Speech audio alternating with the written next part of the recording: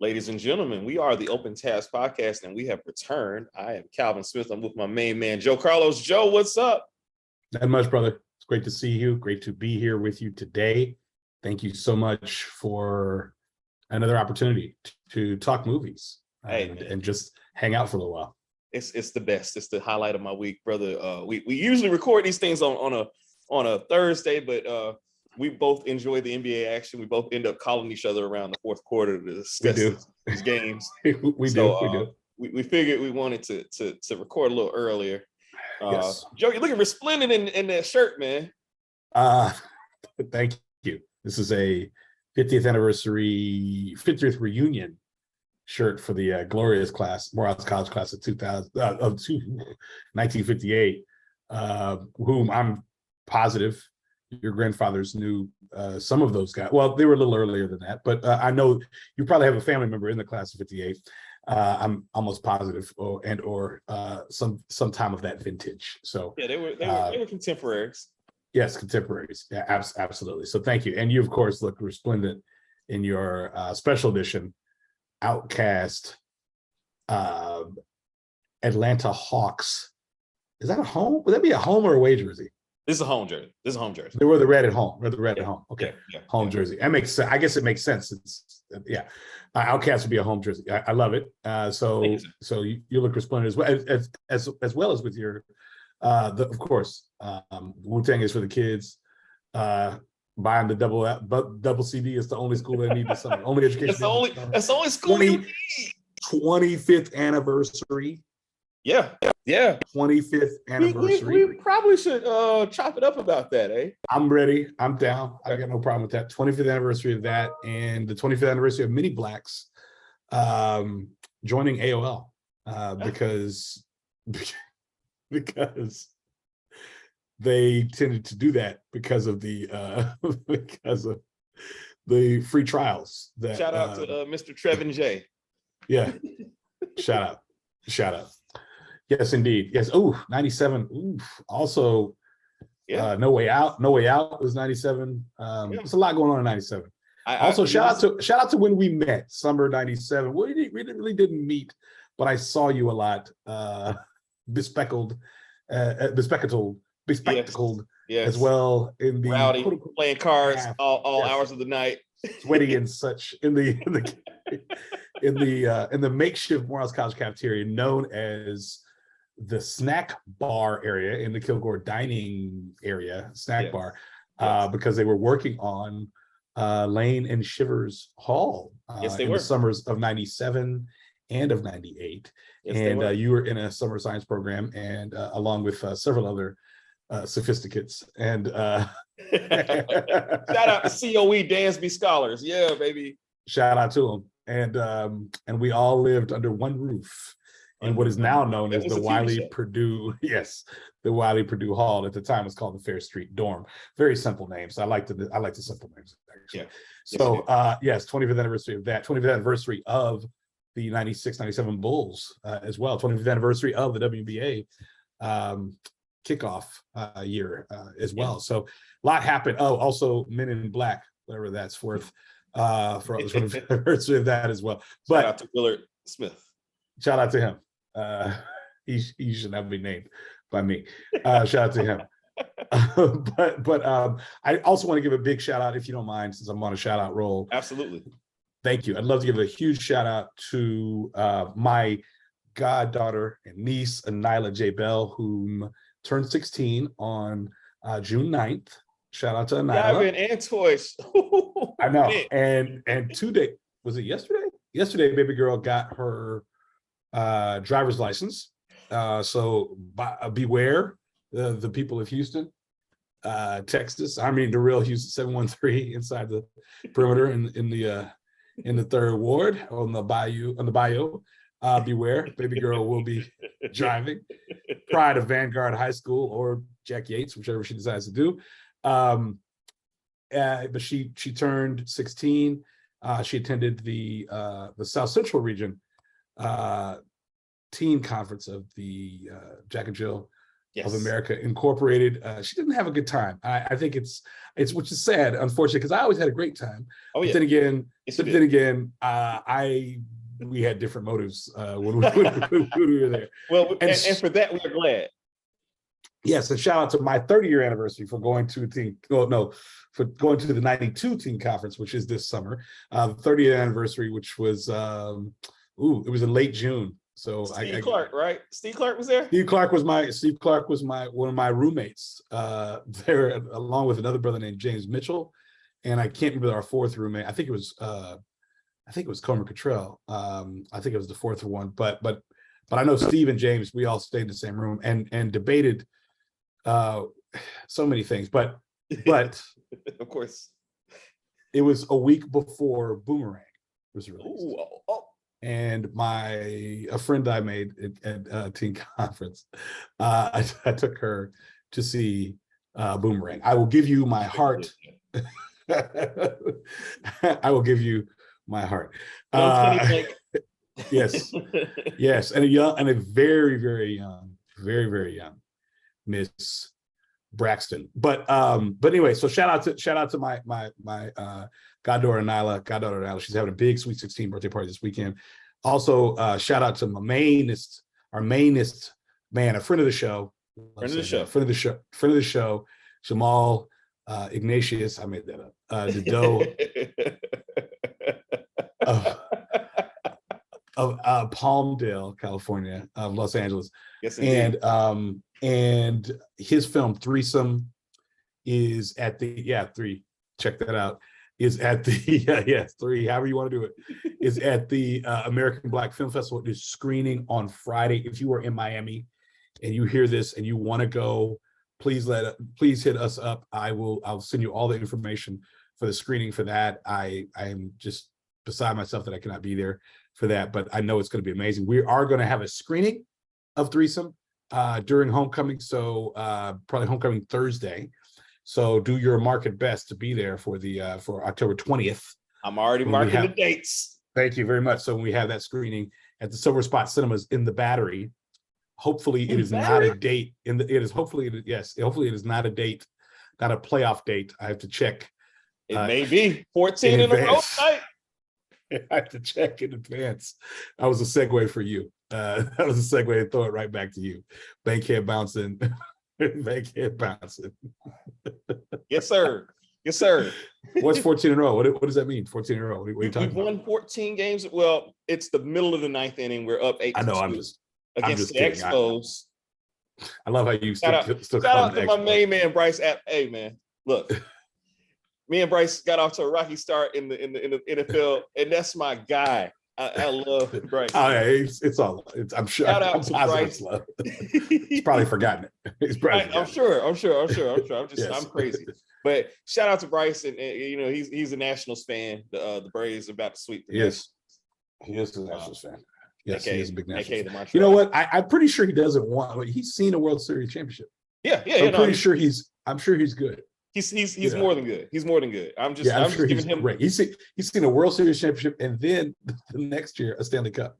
Yeah. So there's only one thing left. His NFL team has multiple rings.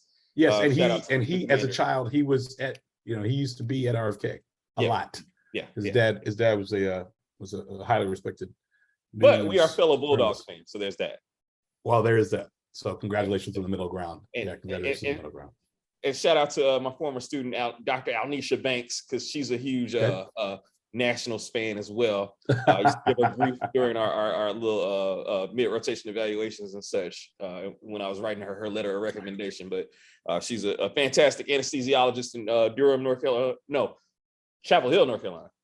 Never make that mistake. But get it right, baby. Get it right. Right. Right.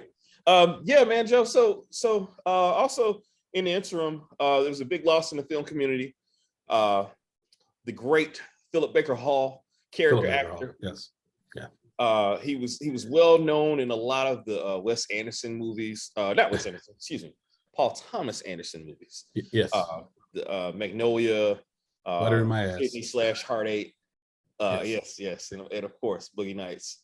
The great Philip Baker Hall. He was just a wonderful actor. Lived to the age of 90. You know, so he I don't think he didn't have, you know, a whole lot of regrets out there, presumably.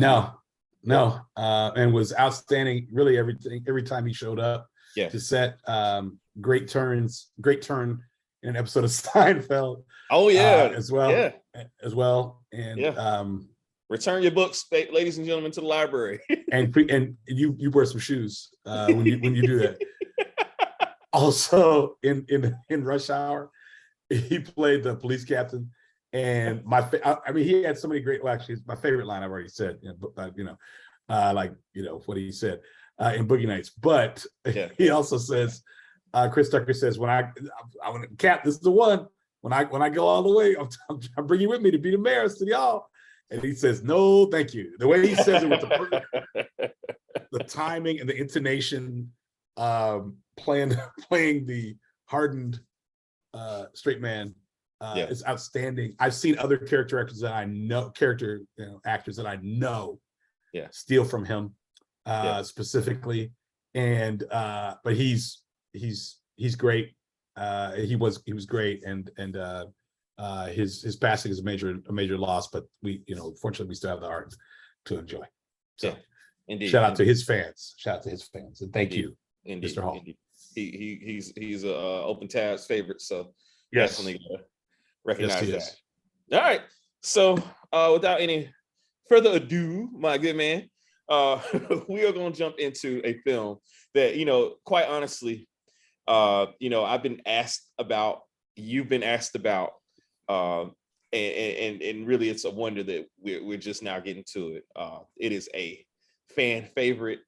They call it a cult classic. It didn't really make as much money as I thought it made in the box office, but I mean, everyone who cares about any type of Western has seen this movie.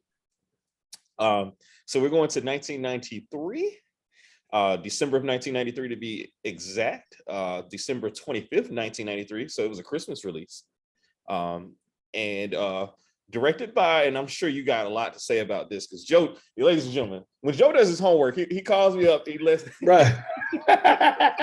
This is true. When I do my homework, this is true. Hey, Joe, I had to do it for you. I'm trying to be more proactive. And I want to say that before we get any further. I'm going to use 15 seconds on it. Calvin does so much work. He does so much homework and reading and studying on whatever we're discussing. And it's only fair and or right that I reciprocate in kind. So as we turn this corner on this episode and this season, we're just you feel like our seasons feel like the rules in Wedding Crashers.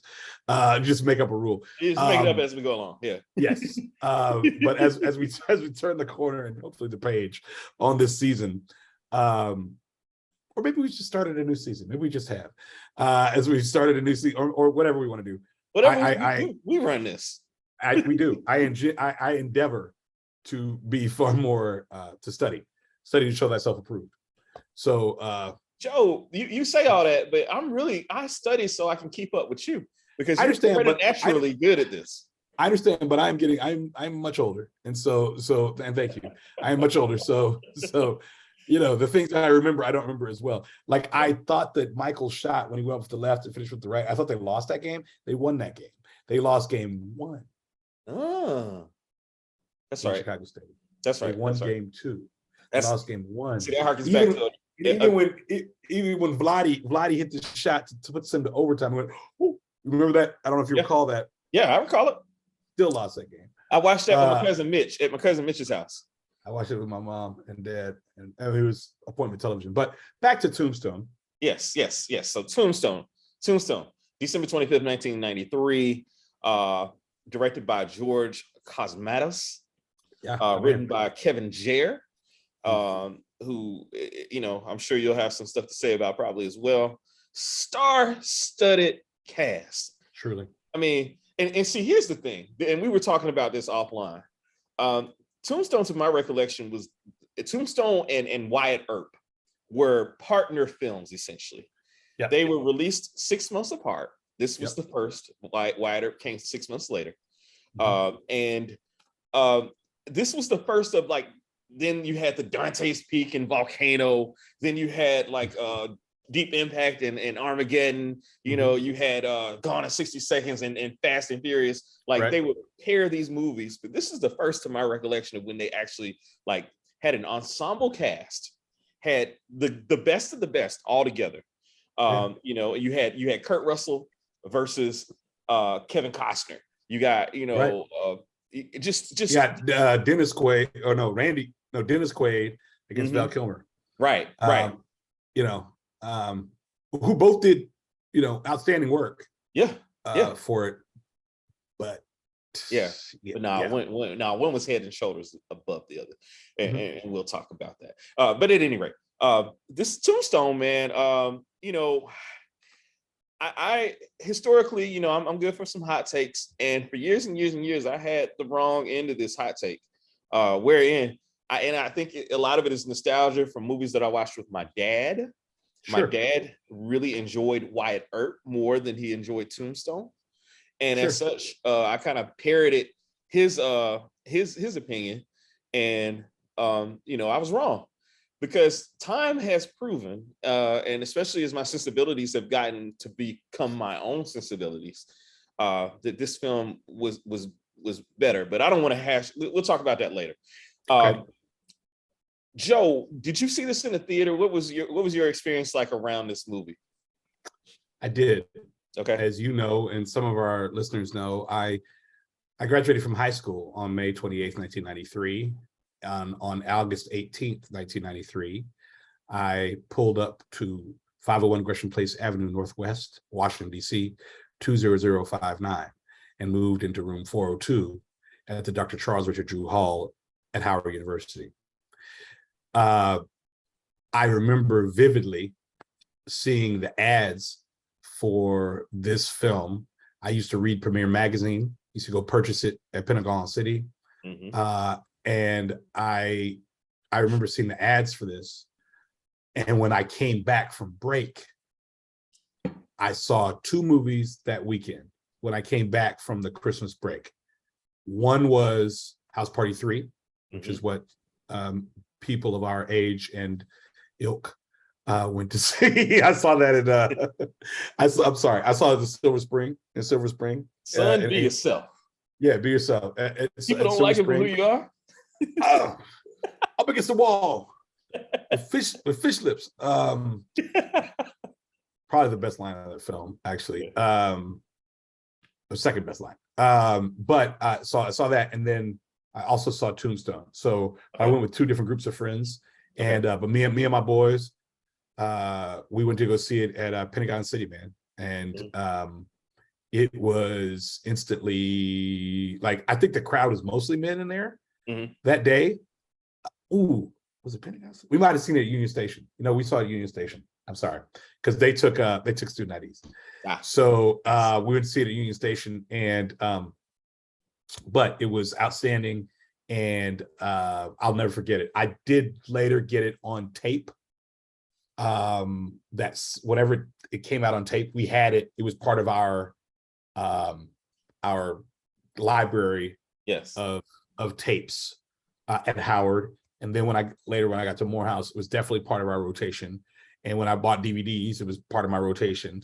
And I remember watching the Blu-ray specifically, summer '95, at my buddy Tom's house, and seeing all these extra scenes that we didn't know about, you know, the film, that were not extra scenes on the tape, but they were definitely on the, not the Blu-ray, the Laserdisc, the Laserdisc in '95. Nice. What about you? When did you first see it? So I you know, like I said, I saw Wyatt Earp first with my dad. And this is a blockbuster rental for me. This is a blockbuster rental. And you know, again, I saw it. I'm a big Kurt Russell guy. So of course, you know, I enjoyed that aspect of it. I grew into Val Kilmer. I think I was still a little upset with him as Iceman. I don't know why. You know, I'm weird that way. But you know, I just, you know, I don't know if I was being pretentious, which is a very likely thing. But I just was like, all right, it was good. It was all right, you know what I mean? But it wasn't Wyatt Earp, And then I got to college and met a lot of different opinions On and this film. on this film. Yeah. And certainly, watched it a few more times. It was always on TNT, I want to say. Yeah. And so was it TNT or A&E? One of those channels. No, it was on TNT. Okay. I was going to say it was a Disney picture. It's a Disney picture. Yeah, right. Hollywood Pictures. And Right. I'm going to go back to something later in a corollary that you broght up before. But go ahead. I'm sorry. But yeah, so I caught it quite a few times in there, and then I became kind of mesmerized by Val Kilmer's portrayal of Doc Holliday. Doc Holliday is an amazing character in American history, as it were. Yeah. In general. And so me kind of catching up on all that stuff that was going on in the Old West and everything like that, and really becoming a fan of Westerns, like in my own right, and not just the films that because my dad didn't like Clint Eastwood. So, I didn't see a lot of the Clint Eastwood movies until a lot later. And so, when I went back and watched like Pale Rider and the Outlaw Josie Wells, which is my favorite Western, and then rewatched Tombstone a few times, and then got into more arguments in med school with my friends, particularly my buddy Iman Spalding, who I ain't forgot about you, Iman. We'll cover the Breakfast Club at some point, but got into a lot of arguments with Iman about this film, and he's right. And eventually I turned around and became a Tombstone fan, and here I am. But I certainly didn't see it in the theater. It wasn't really necessarily on my radar per se, except for I knew that the poster was like amazing. And like, I remember, I really recall seeing that poster everywhere in people's like dorm rooms and, walls and movies. Like it was iconic. And, that was my journey into it essentially, but I wasn't initially a fan of it for sure. So Joe, in that vein, what little things stand out to you in this movie? What are the little things for you? Well, it's interesting. If you think about it, in 92, we had The Unforgiven. Mm-hmm.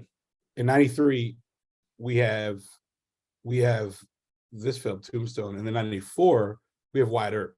Mm-hmm. We also had Maverick in 94. Yeah. Which, so if you look at it, it's at least 4 big budget Westerns. Now, Maverick was the comedy. Yeah. Okay. But make a remake of a television show and all that. But I'm just saying 4 big budget Westerns in like 2 years. Mm-hmm. 2-3 years. It's really interesting in a time of blockbuster summer, CGI, industrial light and magic, running the world, that we then still had these Westerns set in these places. I think that the little things for me, as I watch it and now as I've done my research, is the authenticity. Literally the authenticity. This film looked like no other Western I'd ever seen. It still looks like no other Western I'd ever seen, even though it was made in 92, 93. And even if you look at Unforgiven, mm-hmm. and if you just compare it to Unforgiven and you compare it to Wyatt Earp, just those two alone, mm-hmm. it has a specific look and feel to me that is completely different than those films. Now, when I say look and feel, I'm talking about colors. We are under the distinct impression that everything from the West was like, Gunsmoke or Bonanza or Lone Ranger, or just some of these things. When in actuality, there was a great use of color. There was great use of, there was flair. There was all these, there were silk shirts. There were patterns. There were paisleys. There were all these different things. And there were different kind of hats. There were different kind of boots. There was just all these different things. And Tombstone had it. I also love the way that they played, that they did the characters, unlike any other really Wyatt Earp, Doc Holliday film. I thought that was a little thing for me that I think was huge. And I think and I just watched something that Sam Elliott said, if we do it right for the people that understand it, it'll make it even better for the people that don't. So I'm saying that to say that Doc Holliday is from Valdosta, Georgia. He's a Southern gentleman from a wealthy family in Valdosta, Georgia. He falls in love with his first cousin. He instantly disgraces both sides. They send him up north. He becomes a dentist and falls out of love with dentistry and becomes a gambler. Okay. But Val Kilmer played it with an amazing Southern accent as a Southern gentleman, waistcoat, always resplendent. So I think another little thing for me is just that authenticity. I cannot stress enough the authenticity. And also I love the costumes in this. Absolutely. As well. And so those are little things for me. How about you? For me, it's kind of in keeping with the authenticity of it. It's the language, the flowery language, the vernacular, the way that it is used, particularly in the character of Doc Holliday. But Wyatt Earp, to a great extent, also used it. And the Cowboys, their language. Definitely, the way that they refer to one another, the different terms, curs, and I'm not sure if the word sodbuster was used or not in it, but I don't recall it, but I know cur was. Or you're not the Daisy, the way that he refers to Daisy. You ain't no Daisy at all. You ain't no first Daisy he calls, you say you ain't no Daisy at first. Then later when he kills him, spoiler alert, he says you know Daisy. Yeah. No, he said you're Daisy if you do. You're Daisy if you do, right? Yeah, man. But just, you know Daisy at all, right? Apparently, I'll be a Huckleberry. Just the way that they used words in this film. Again, a lot of Westerns are known for the silence or the moments leading up to a moment. You know what I mean? There's the man without a name in the trilogy, and he's very sparse in his dialogue. You know what I mean? Doesn't use a whole lot of language. This movie is full of it. It's full of threats. I'm gonna see you later. We're gonna have it out. Got a fight coming. You got a fight coming. All of that language. And the way it is used was one of the things that stood out for me. The other thing was the use of young actors in a way that set them up for success later. Like a lot of people got a lot of moments to shine in very small roles, but ended up being huge stars. And I think this this is not the first ensemble film by any. I love it. It's not the first ensemble film by any means. But. No.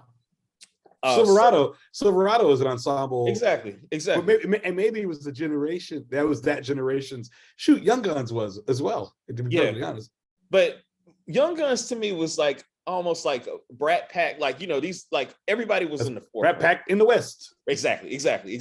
This film, you had like Michael Rooker, who's going on to have a stellar career as a character actor. Very very great job as a redneck in a lot of and in The Walking Dead, and he was great in JFK too. He did this right after JFK.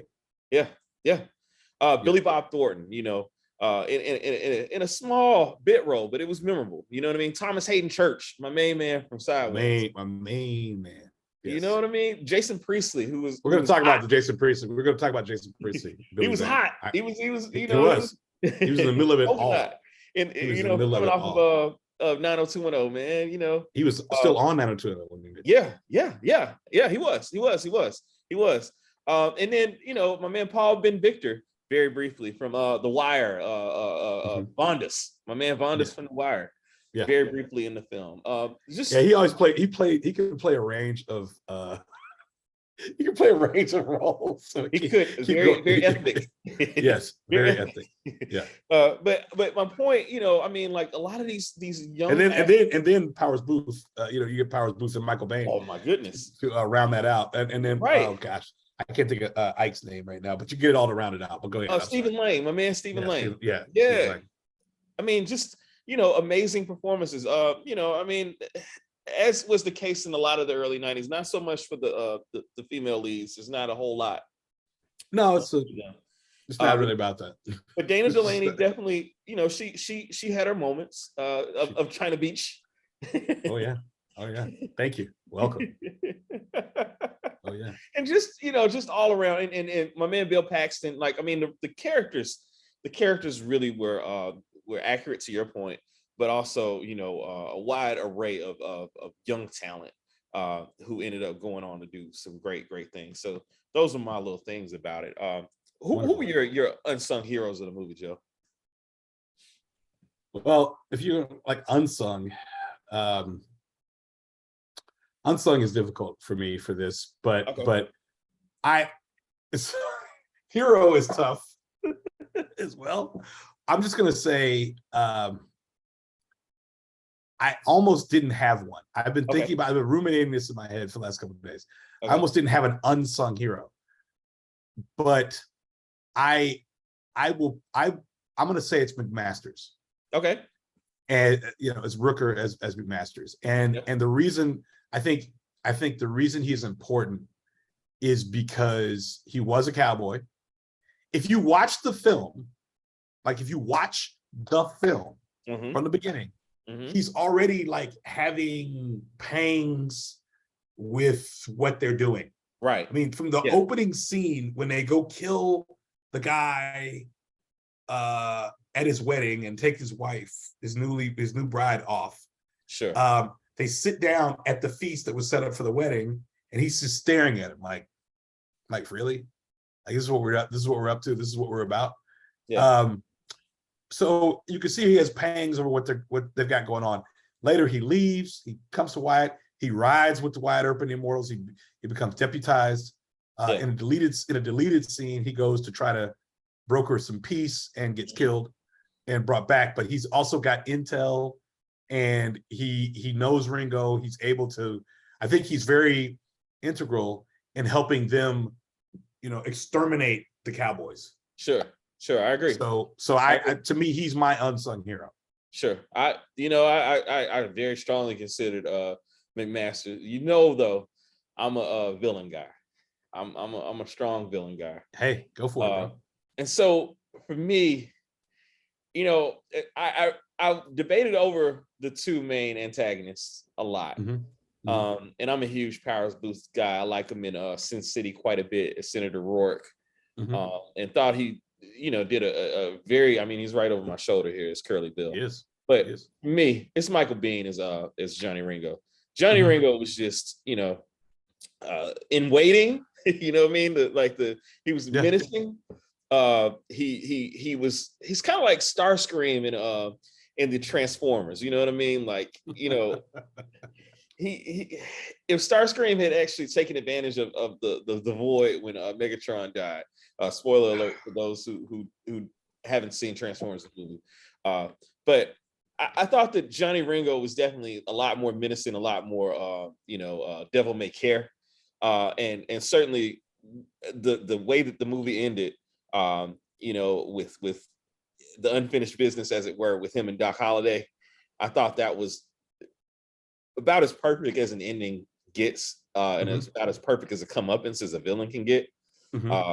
But I thought he played the hell out of that role. I really did enjoy it. You know, Michael Biehn's one of those guys. You wonder why he didn't have the trajectory of a lot of the other actors of his generation. Like, you know, I mean, he was you know, in Terminator. Like, I mean, he was set up. He was an alien. You know, he was set up to be that guy. And you know, I mean, one would say he might have peaked at this film, but he's played the hell out of Johnny Ringo. It reminds me, my buddy Niall used to have a variety show that aired on public access television in Atlanta, which I didn't even know existed until they had their show, The Greatest Show. He and his buddy Eric. Shout out to Eric Golson as well. And they had an Oregon Trail skit, and I'm landing this. I'm getting there. The main villain in the Oregon Trail skit was a guy by the name of Curly Ringo, which was an amalgamation of these two characters. But Johnny Ringo was always the one, you know, that I really enjoyed the most. So, you know, for a villain, he's high up on the villain rank. You know, he's not quite at Noah Cross levels, but you know, he's got it. He's high up there. Devil May Care. I really enjoyed that quite a bit. I agree with you about Nick Masters. It reminds me also another connection. I guess this could have been a little things, but the video game, one of my favorite video games and video game series to play is the Red Dead Redemption series. Have you ever seen those? No. Okay. They are very, very, very good Western series. And a lot of what they draw from is from this particular group of stories, the Doc Holliday, Wyatt Earp, a little bit of the game they couldn't shoot right and all this other stuff too. But mostly this group element, this dynamic. Sure. And particularly the McMaster's character, how he was brought in, after like just kind of coming to a moral understanding. Same thing occurs in the Red Dead Redemption series with one of the characters in Red Dead Redemption 2, and they kind of meet the same kind of outcome.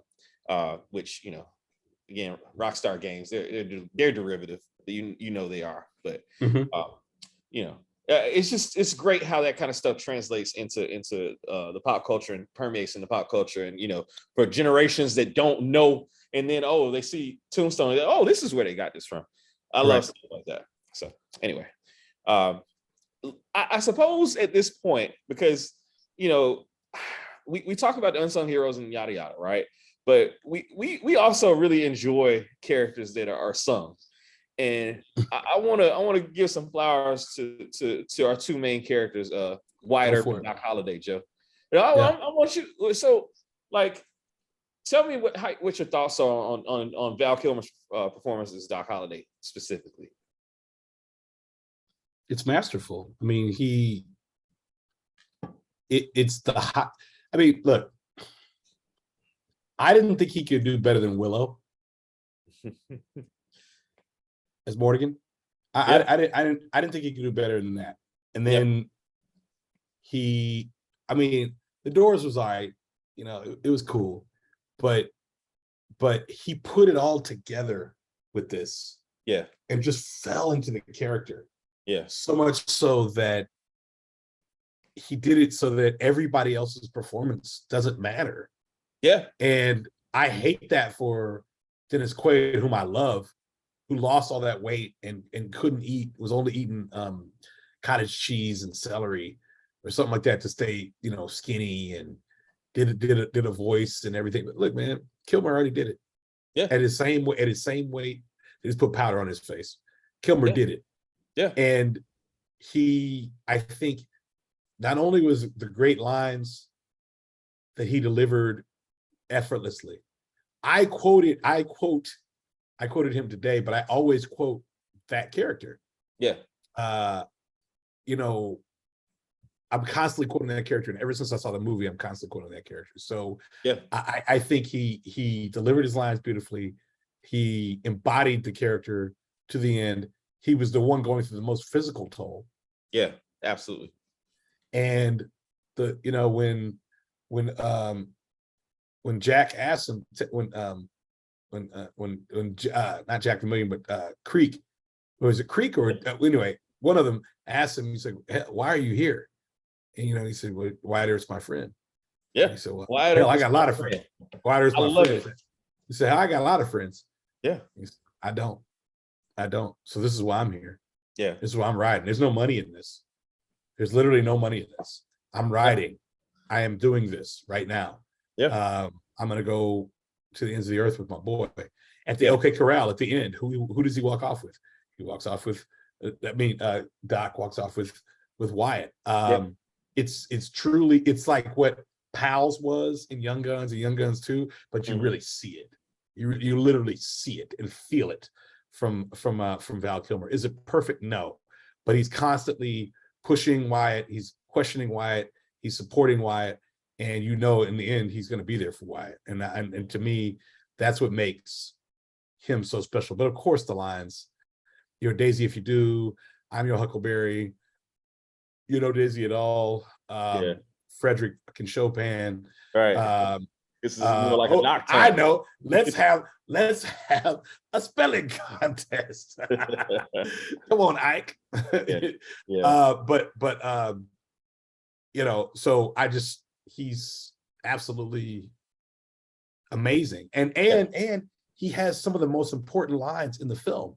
Because when they say, "Oh, it's vengeance. If it was my brothers, I'd want it." McMaster said, "It's like, oh, make no mistake. This is reckoning." It's the same reckoning, by the way, that in the beginning of the film, the priest that Johnny Ringo shoots, speaks of in Spanish, that Johnny Ringo speaks about. Okay. When they're there at eating after they killed the guy. That is the reckoning. That's hell's coming with me. That's that's literally the reckoning. So he's on the pale horse. Yes. Yeah, absolutely, Joe.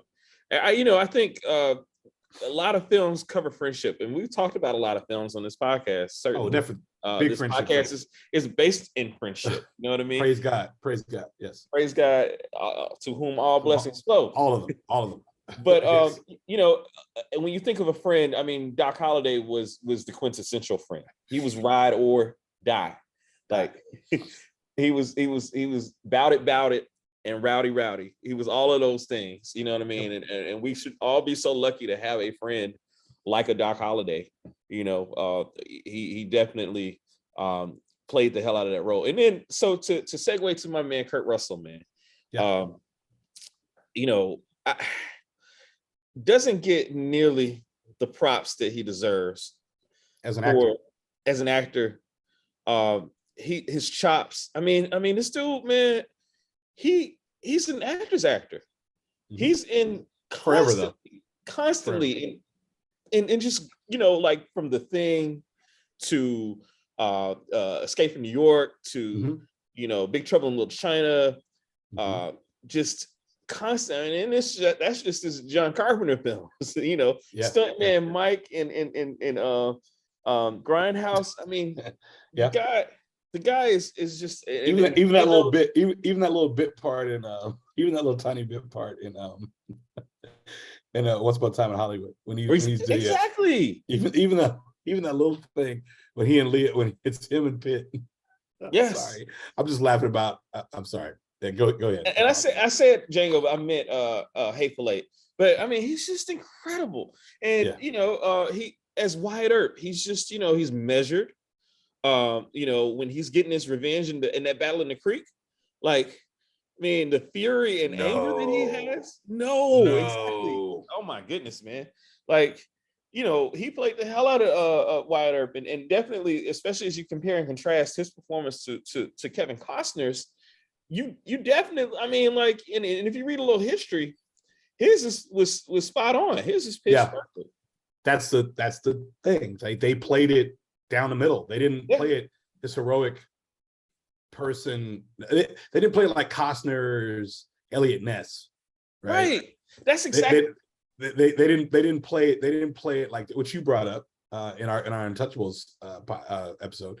They didn't play this down the middle of the road. They didn't play this heroic figure. They played this human figure. They wrote, it was written as a human person. So he is. He's retired peacemaker. This gun is called Peacemaker. He does not want. He tells them, I was in one gunfight. Yeah, I'm trying to fuse stuff, brother. And a man died that day. And a man died that day, and it was my fault. Yeah. Okay. Yeah.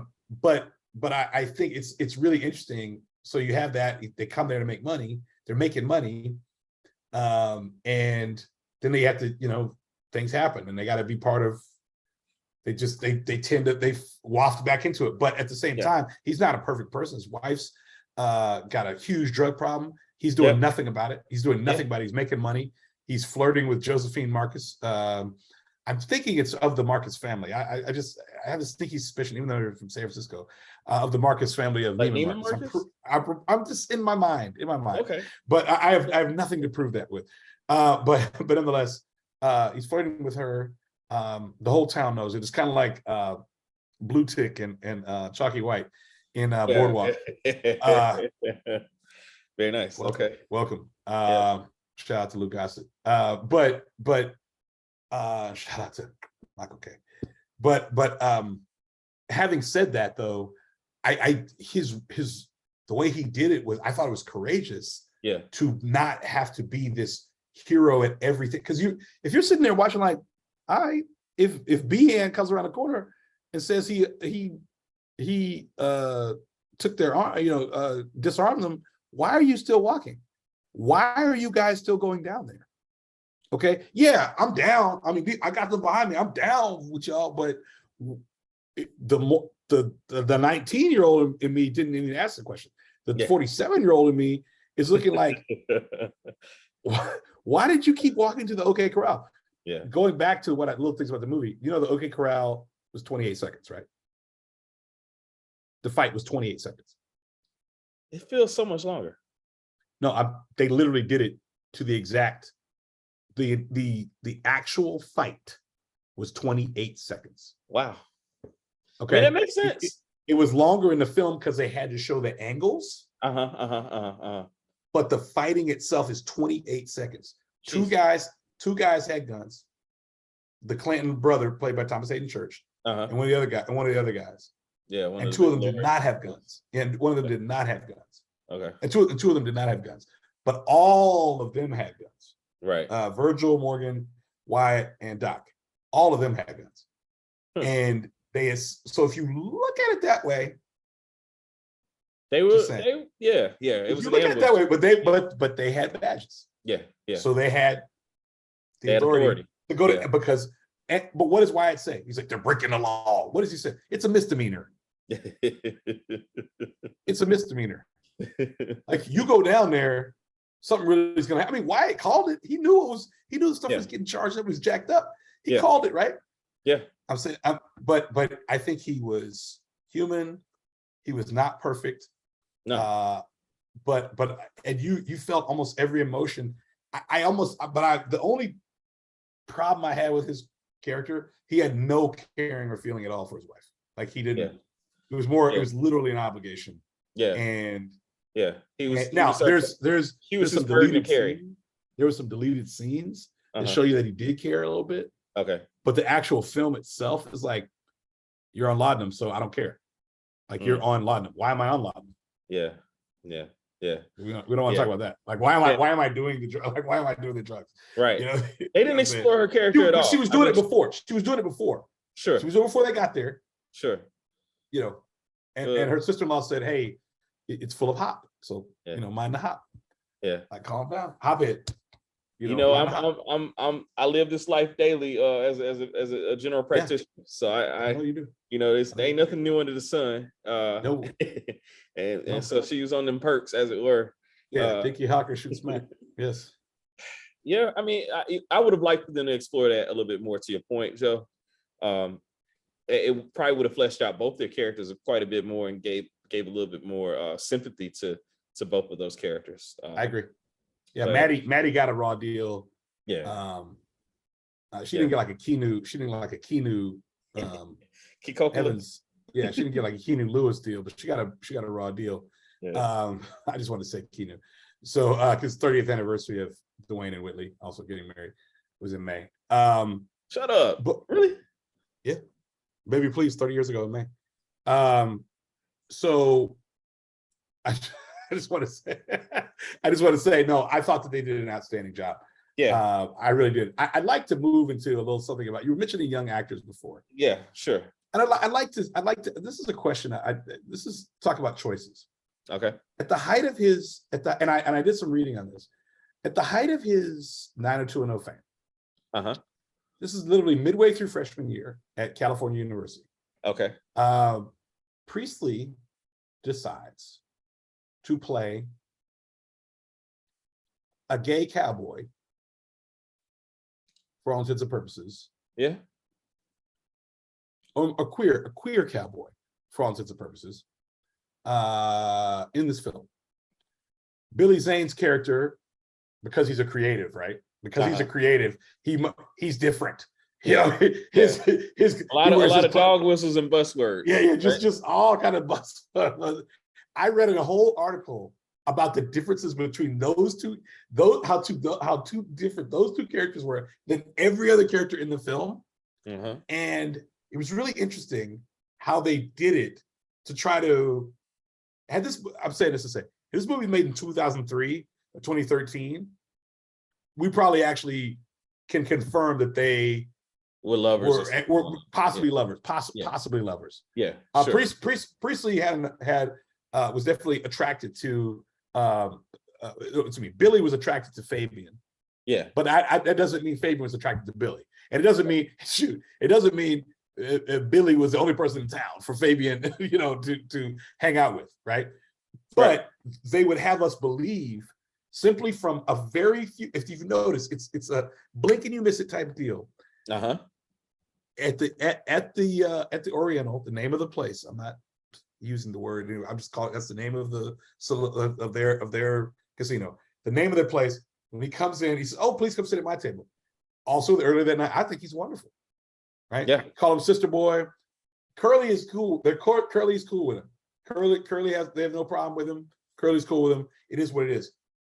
It's very interesting how they touched on it, but then they left it alone. Also, now granted, this is still 93, the same year Philadelphia comes out, by the way.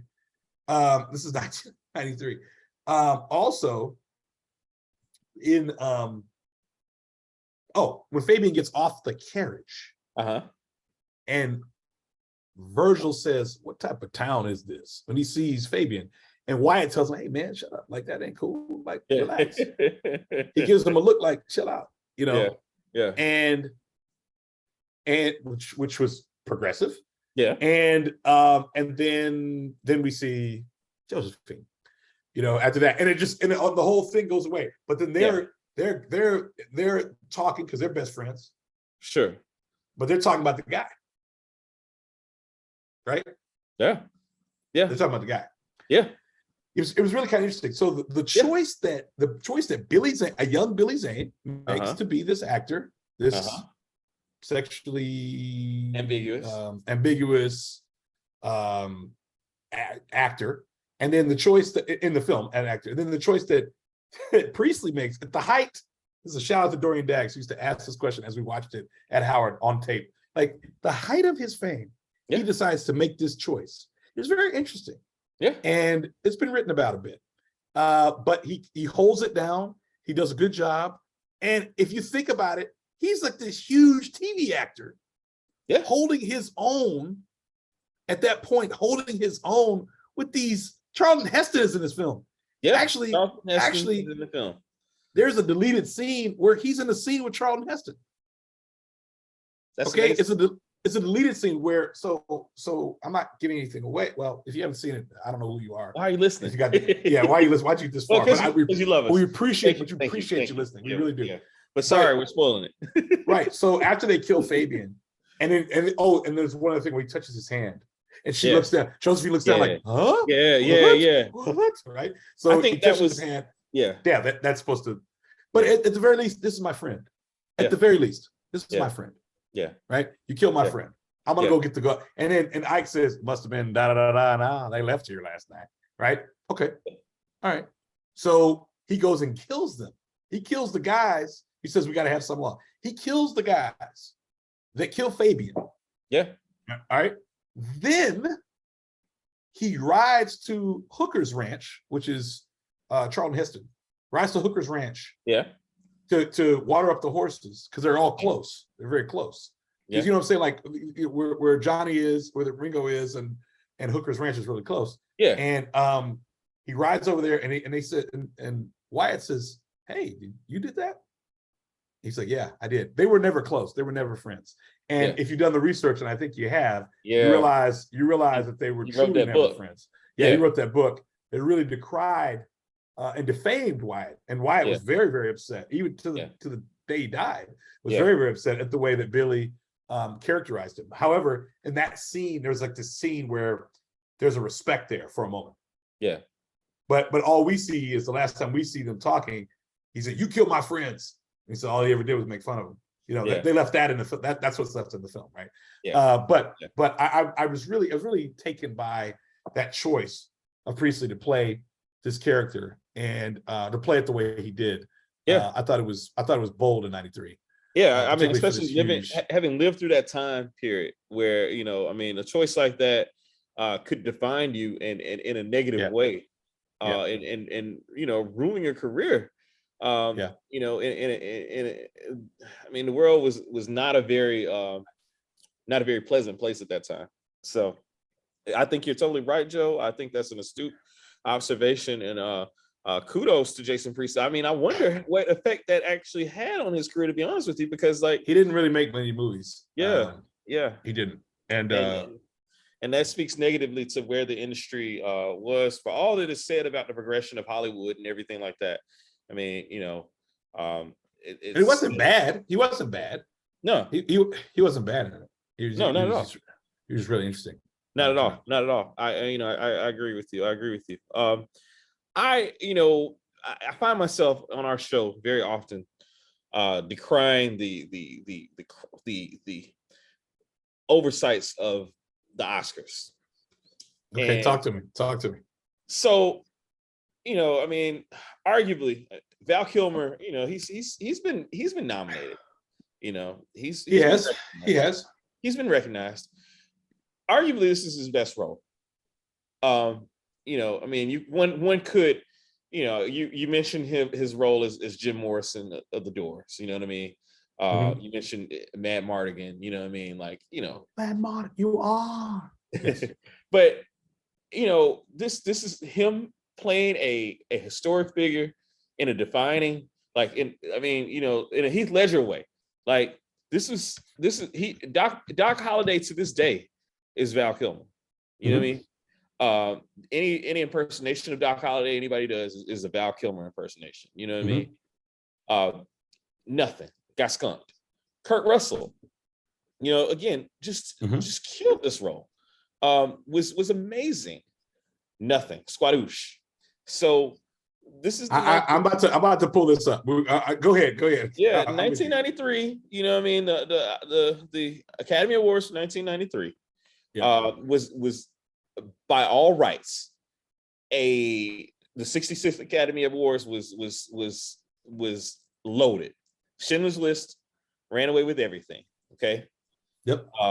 You know, Schindler's List was nominated in just about every category it could possibly be nominated in. Yep. And you know, Steven Spielberg had his night. Okay. The other films that were nominated for Best Picture: The Fugitive, In the Name of the Father, The Piano, The Remains of the Day. I've seen 4 out of 5. Keep going. I'm just saying, you know, I mean, all right, Best Director. There's a lot of issues with director. We can come back to that. A lot of issues on this film with director. Go ahead though, please. Yeah. But Best Actor, all right. So Best Actor again: Tom Hanks, Daniel Day-Lewis, Philadelphia, Lawrence Fishburne, Anthony Hopkins, Liam Neeson. Again, loaded. But for my money, Anthony Hopkins can go. He can go for Remains of the Day. And Kurt Russell can certainly be placed there. Okay? I agree with you 100%, not just because I love you and my brother, but I agree with you 100%. Best Supporting Actor.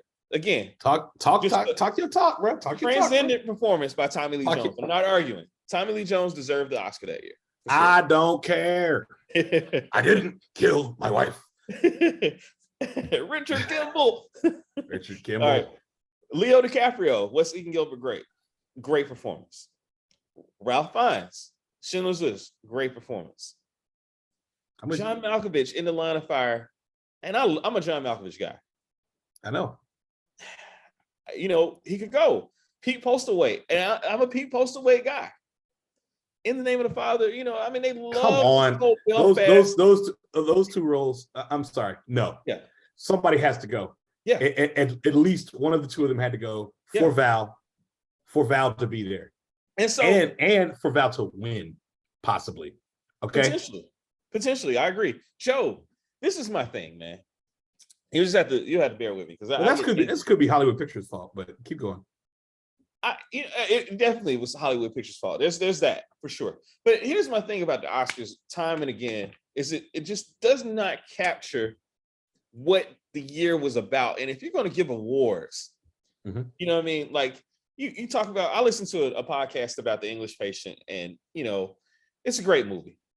It is not the best movie of that year by any means. Right. You know what I mean? People are talking about Fargo to this day. Fargo has a TV series. It's You know like what I mean? Imperioli said, you watch Dance with Wolves? Like, when the last time you watched Dance with Wolves? Like, Exactly. how do we not win? Like, How does Goodfellas not win? You know, how I do we mean, not win? they just do not get it. The fact that comedic actors are overlooked time and time and time again, in spite of the fact, like, and so Joe, I recently watched Hustle. Okay, and I'm not saying Hustle is the Godfather. I'm not saying Hustle is even Coda. Okay, it's not just a world-beating film, but it's a good, entertaining film. And moreover, the lead role played by Adam Sandler. Adam Sandler's acting his ass off, and Adam Sandler has made some schlock. He's made some pure dreck out there. Well, that pays for him living in Hawaii or wherever he lives. I mean, exactly. And this man's like it's like Johnny Depp made all the things to buy an island. I mean, come on, I get it. But somebody's enjoying even his schlockiest film. Somebody's enjoying it, and CBS is Viacom. They bought them all up, or Netflix now. Go ahead. But he doesn't get any props for and it's just it's what was the one he made? What was the one he made with Kevin Garnett? Uncut Jewels. Bruh, look. Or Uncut Gems. Bruh, seriously. Yeah. The fact that there was a lot of talk and buzz around him, but in the end, it just didn't happen. I mean, in all sincerity, and I'm just going to say this, had it been Miramax, had Miramax been a thing and had it been a Miramax film, and I think they push it through. I'm just saying, I think that, because they always won. They're good for that. Yeah, when they wanted to win that race, they won that race. I think the little engine that could stuff just doesn't. It's not going to work anymore. But there's a big debate right now. There's a big debate out there right now, if you Google it, about Forrest Gump winning Best Picture. Didn't deserve it. Over Pulp Fiction? Pulp Fiction changed the entire genre of Joe. And I love Forrest Gump. I watched that with my grandma a million times, and I love it too. Exactly. I love Forrest Gump. Forrest Gump. But it's Forrest Gump. But it's the sappiest. Yeah. Oscar bait. It's Oscar bait. Sappiest. And Bob Zemeckis made it. Like this brilliant mind behind Who's Framed Roger Rabbit makes this movie, cashes out, and says, peace to the gods. The sappiest thing, this version of history, this we didn't start the fire version of the history of the last 40 years. And it's just like, that beats Pulp Fiction. Travesty. It's kind of how I feel, and I know, and I people argue with me all the time. It's kind of how I feel about 98. Okay, about in 98 when Titanic won. Yeah, and LA Confidential is like right there. Excuse me. You know the other film that was up in 95? Do you have any other idea? The other little movie with Morgan Freeman? Shawshank. Yes. Yeah. These are two films. That are so much better than Forrest Gump. Much better. I'm crying about how stupid it was now. So far better than Forrest Gump. It's not even. It's a joke. To your point, they definitely missed the mark with both of them. Yeah. With both these guys. Yeah. They definitely missed the mark with both these guys. They should have definitely been nominated. You could lose Anthony Hopkins. What's one more nomination going to be? You can lose Anthony Hopkins. I'm sorry, you can lose postal weight. This is America, and this is the United States. And I'm sorry. This is the United States, Jack. This is America, Jack. This is America, Jack.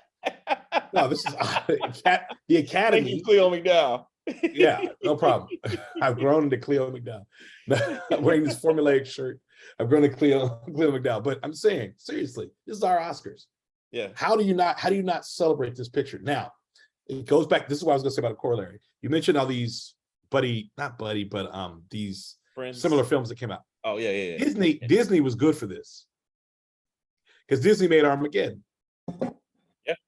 Yeah. Disney is good for this. Disney, you making what? Okay, we making it too. Okay, we're gonna make speed it up. more entertaining. We're gonna make it more entertaining. Right. We're gonna make Gone in 60 Seconds, and you make Fast and Furious. Okay. Yeah. We'll make I saw Gone in 60. That's the one I saw. I've never seen any of the Fast and Furious. I'm very proud of that. But I saw Gone in 60 Seconds. See Hobbs and Shaw, Joe. See Hobbs and Shaw. It's a good movie. You told me to see it. I'm gonna get to it. Seriously, I am. I'm gonna get to it. I'm in the Office binge right now. We'll get there. Watching We're coming Office. back to the Office, guys. We Office bored to death. When you want to see the Office again, you want to see the Office. Again. You probably all watched the clip today in some place. You probably saw a clip. If you follow me on Instagram, you saw a clip because of the algorithm, because I was watching clips. You know what I'm saying? So exactly. Sorry. But no, I think this was robbed. Yeah. And we could blame it on Disney for not pushing, but sometimes you just gotta reward the work.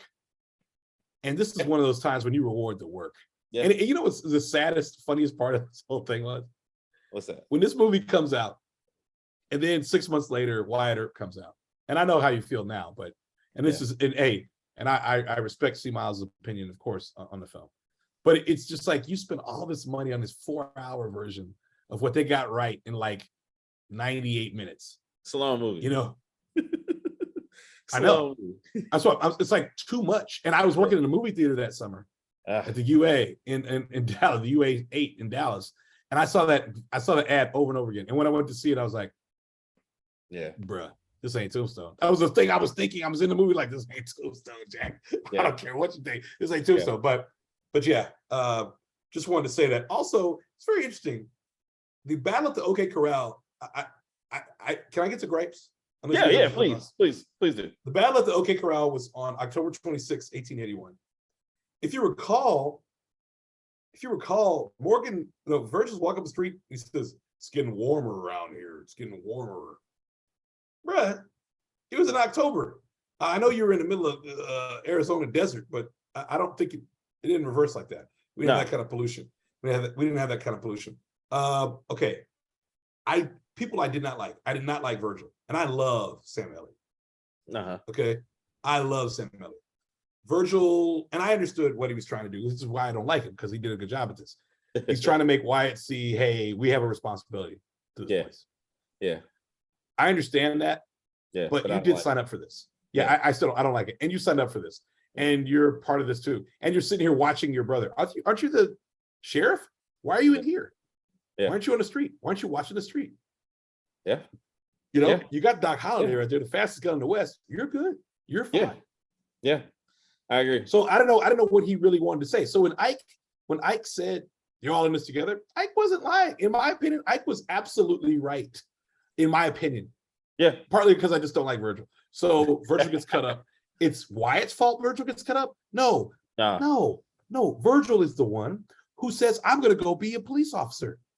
I'm going to get involved. Virgil is the one who does it. Wyatt says, let's not do it. Yeah. Wyatt says, let's leave. Wyatt says, let's go. Yeah. Wyatt is the one constantly thinking. Yeah. With the moves ahead, because he's seen it. Yeah. He's been in it. Yeah. Virgil has the audacity. After Wyatt begs him not to go down to OK Corral, has the audacity. He gets shot in the thigh. So he's bad off there. Then he has the audacity to be mad at Wyatt when he gets cut. And then Virgil's wife yells at Wyatt. I want to be like, hey man, both of y'all can shut up. I didn't make you do this, idiot. I told you let's go. I told you let's not get involved. When he says, why are you doing this to me? It's not you, dude. No, it is me. Yeah. No, you're right. You're right. You're right. It's only good when it's working out for us. But when it's not working out for us, then it's my fault. Give me a break. Come on, man. No. Yeah. And Virgil's wife yelling at Wyatt. Yeah, I wasn't here for that at all. I wasn't here for that at all. Like, no, man. Like Virgil started he did that. Yeah, he did that. That's Virgil's. The whole thing is Virgil. Yeah. Yeah, absolutely. Morgan's dead because of Virgil. Yeah. Virgil got one arm because of Virgil. Yeah. Virgil got a bullet in his leg because of Virgil. All of that is Virgil. Why would, and if they told a true to story, That means Wyatt didn't have nothing to do with any of that. But he had to protect he had to stay there for his brothers. Yeah, be there for his brothers. Notice he comes out scot-free, man. I couldn't stand Virgil. Virgil got on my nerves. That's fair. A character, and that's a big gripe for me, but a character I absolutely love, even though I love Ike Clinton. So because Ike is just about the sorriest joke in the whole thing. And he had maybe the best line in the whole thing. He said, I ain't gonna take no stuff from no bartender. I'll tell you that. Yeah. I ain't gonna take he said, you gotta slap somebody around. Quietly had some of the best lines in the movie. Ike had some of the best. But the best line Ike had, and this is my boy Dorian Daggs, when we would play Madden 94 and 95, I hope you die. Is that the one where you could injure people as they were leaving the like that was like 92. That was 92. That was 92. Okay. They took that from the NHL. Like they took it from that. But when he says that he's in there, he gets to fight with Virgil because Virgil can't keep his cool. Yeah. Again, Virgil, a big problem. Yeah. He's like Bob Morales in freaking La Bamba. It's not, Richie was fine. It's Bob who's the problem. It's Bob who's the problem. Yeah. Bob is the problem. He's Sonny. He's Sonny Corleone. Yeah, he is Sonny Corleone. He's hot. Tempo, just like his father. Okay. Tempo, just. Anyway, back to this. Sorry, you had me on a whole thing with that. But I was gonna say that Ike he says, "What's wrong with him?" Longer. He said, I hope you die. The way he said it, he yells out. He wanted him to hear his anger. Oh my gosh, I love Ike Clinton. So my gripe is with Virgil. The Virgil Earps get on my nerves. Absolutely, the Virgil Earps. Absolutely, they get on my nerves. The Virgil Earps cause a lot of problem in crews, dog. And everybody has a Virgil Earp in the crew. Yeah. And sometimes you gotta, get into a beef because of a Virgil Earp. Yeah. Don't be Virgil Earp, guys. If you're listening, and if you don't know who the Virgil Earp is in your crew, it might be. True story. Hey, man. So I want to get back to a topic we sometimes talk about, sometimes don't, but where does this rank for you? Because I think there's some rankings possible for this. So my favorite Westerns are in no order. The Cowboys, John Wayne, Roscoe Lee Brown. Okay. And Bruce Dern. Mm-hmm. And it's just one of the greatest movies I've ever seen in my life. Every time it's on for 3 seconds, I wrote 2 papers about it at Howard, got A+. I mean, that movie is just amazing. So the Cowboys, Tombstone, Unforgiven. Okay. And really that's kind of like Silverado. Okay. And then I'd probably say I count Dances with Wolves as a Western. Sure, I do too. I would say Dances with Wolves. So as Westerns go, it's probably number 2 or 3 for me after the Cowboys. Okay. But films during my freshman year in college, it's definitely number 1 or 2. Because Philadelphia came out. I saw Philadelphia probably the next weekend after I saw this. It was like Murderer's Row. Of just my mind was all over the place, particularly when I wanted to be a filmmaker at the time. And I went to at Howard, behind my door, there was I had a Dance with Wolves poster on my door at Drew Hall because they had this huge Oscar like this. I had a 1 sheet, so it was like a 3-foot Oscar that I got from working at the movie theater. Nice. But having said all that, it's in one of my top 25 most fun movies to watch anytime. Top 50 favorite films. Top 2 or 3 westerns. Top 2 westerns.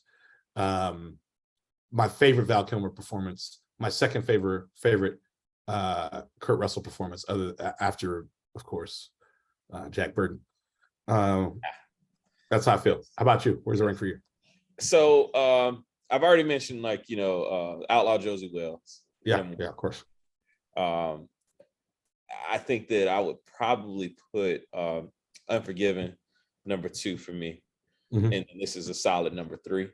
And then from there, I kind of, I've gotten into a lot of arguments with my boy Jeff about this because he doesn't think some of these neo westerns are really westerns. But for me, I would put Hateful Eight in there. Okay. I couldn't get past first 5 minutes of that. I could not get past it. Was nor has Jeff. So you guys had it was too much. It was too much for me. I just I couldn't see a woman I just couldn't get it past that. Yeah. I was wincing watching that movie. And I'm a huge Tarantino. Quentin Jerome. I'm there for everything else. That's fair. But I couldn't get past it. But go ahead. That's fair. And I was like, well, I fast forward this. What am I gonna miss? If I fast forward through this, and I was like, well, maybe we're gonna have more. So I'm a big fan of Once Upon a Time in the West. Also a big fan of haven't seen the Good, the Bad, the Ugly. Of course. And then Posse? Hell or High Water. Vesta? Vesta's in Posse. No, I'm very okay. Posse was entertaining. Okay? I was being facetious. It's okay, thank you. Because I do want to give a shout out real quick to the Harder They Fall, because as far as stylistic neo westerns are concerned, it was up there for me. But yeah, Posse, not so much. Shout out to Sally Richardson. I enjoy her always quite a bit, but I'd rather watch her in Shame. Black Dynamite. But that's neither here nor there. All right. So at any rate, it's up there for that. As far as Kurt Russell films are concerned, I agree. Big Trouble in Little China is the gold standard, and I'm a big Stuntman Mike fan, so he's up there for that. And The Thing, and then Tombstone. Val Kilmer. This is my favorite Val Kilmer performance. Me too. So there's that. And just in general, like again, if Tombstone's on, I'm gonna watch it. It has surpassed Wyatt Earp. I've grown. I recognize the error of my ways. But there's that. So I think we've done the due diligence for Tombstone. I'm sure we left some things out. I'm always eager to hear the Surly recap from our good friend Reese. Yes, who enjoys this film. I'm sure he'll talk to us about the guns, the gunfights, and the number of shells, shell casing spent, and all that good stuff. Well, that was the other thing. So it goes to the authenticity, though. Supposedly they wore the guns the way that people wore guns then. They high and tight, like they had them there ready to go, as opposed to supposedly low and loose or everything. Nah, if you notice, Doc's always got one right here, baby. Right here. Yeah, that's true. Not to mention, he's got two. I got two of them. Yeah. One for the both of you.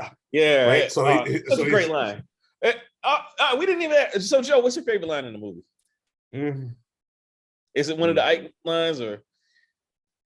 Okay, so I pull up this piece, this Washington Post piece.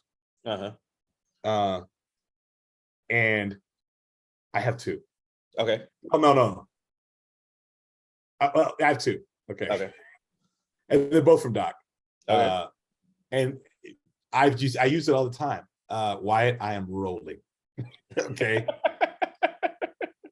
And then one I used to use in college all the time. I stand corrected. You're an oak. I used to use it in college, and I've definitely used it at a homecoming or two. Oh, look at you. You're an oak. And then later, I'm an oak. All right. But those are my two favorites from Doc. Yeah. Followed by You're No Daisy at All. And of course, I'm Your Huckleberry. That's, Yeah. What about you? I mean, the cliche thing is I'm your Huckleberry. It's so applicable to so many things. I love saying it. I love all the implications of it. But I really like when Curly Bill when he's leaving, and Curly Bill's like, "Well, bye." He's like, "Well, bye." Like it's so great. I mean, I've unfortunately I'm kind of that person that has said goodbye to some people in that manner. Yeah. And I really enjoy that. I enjoy when Wyatt says and I always mess this one up, but skin that smoke wagon and see what happens or whatever when yeah, I got the exact line here. 1 second. I just had it. Go ahead, skin that smoke wagon and see what happens. Yeah. Doc, I didn't know you was back in. I didn't know you was back in. Why, Johnny Tyler? Yeah. Oh, Johnny, I'm so sorry. I forgot you were there. You may go. Yeah. Leave that shotgun. And I want your blood and I want your soul. Yeah. Though that also Johnny Rico, cold, man. Cold-blooded. So cold-blooded. Yes, sir. Yeah, man. But all right, so we've done Tombstone, dude. I think we've done it to death. And so we have some decisions to make. We got some calls to make and to talk to some people. We got some people lingering and waiting in the wings to do some things. But I don't know where we're gonna go next. To be honest with you, Joe, I don't either. I'm curious for some. I want to give one last shout out before we go. Always. A shout out to that elephant in India. Did you hear this? Did you see this story? Yes, I've heard of this. Shout out to that elephant who apparently had a grudge with a woman, and ended her, as it were. But that was not enough. As it is. As it is. That was not enough. He made a return engagement to the funeral, and apparently tossed her in the air and stomped her a little bit more just to be sure, and went on his merry way. An elephant, as they say, never forgets, sir. And, no, sir. Whatever that woman did to that elephant, I certainly hope I've never done to an individual, because that's real beef. That's beef that I've never seen beef to that level, man. So, and if you don't know what we're talking about, you need to be robust, more robust in your Instagram and Facebook feeds, because it's there. It is there. Woo, that elephant, man. So I'm fully aware, brother. Yeah, I know of which you speak. I hope that I never piss somebody off to that extent, but I very well may have. So here's to hoping. At any rate, guys, we are the Open Task Podcast. Please check us out on Apple Music, Apple Podcasts, the Spotify, Anchor.fm, YouTube, where you can see our wonderful attires. You can see Joe in his resplendent golden Tigers 50th reunion shirt, and me in the Cats 94. Wu-Tang forever. Wu-Tang's for the kids. Check us out. For the kids. We really do appreciate each and every one of you guys. I know we say, well, why are you listening if you haven't watched the movie? It's because you love us, and we appreciate that. We do. We truly do. And we're here. We're living life, and this is a labor of love and an adventure of love and of enjoyment. You know what I mean? So me and Joe are gonna keep going. Without a producer, it's us doing this thing, man. It's this without an arm I spit. Hey, arm I spit. Yeah. This enterprise right here, you know what I mean? This me and Joe, because we love each other and we love y'all. So absolutely. That being said, the Open Tabs Podcast is out. We'll see you the next time. Peace. Shout. Peace.